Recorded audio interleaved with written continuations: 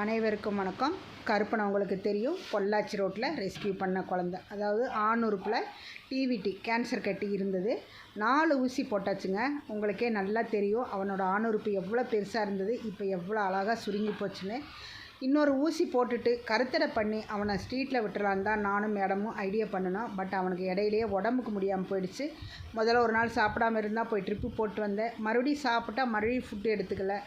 அப்புறம் பார்த்திங்கன்னா மோஷன் பயங்கர பேட் சுமலாக இருந்தது. சரி டெய்லி நம்மளால் எடுத்துகிட்டு போக முடியாதுன்னு சொல்லிட்டு கருப்பனை வந்து 1 வாரம் ஆச்சுங்க ஆஸ்பத்திரியில் தான் அட்மிட் பண்ணியிருக்கிறேன். ஓரளவுக்கு பரவாயில்ல அப்படின்னு சொன்னாங்க. மேடம் இன்றைக்கி ப்ளட் டெஸ்ட் எடுத்து பார்த்து அவனோட கிட்னி எல்லாம் கரெக்டாக இருக்கா அப்படின்னு சொல்லி பார்க்கலான்னு சொல்லியிருக்கிறாங்க. ஃபுல் டெஸ்ட்டு எடுத்துகிட்டு அவனை குடிலுக்கு கூட்டிகிட்டு வந்துடலான்னு சொல்லிட்டு அங்கே ஆஸ்பத்திரியில் அட்மிட் பண்ணிக்கிறேங்க.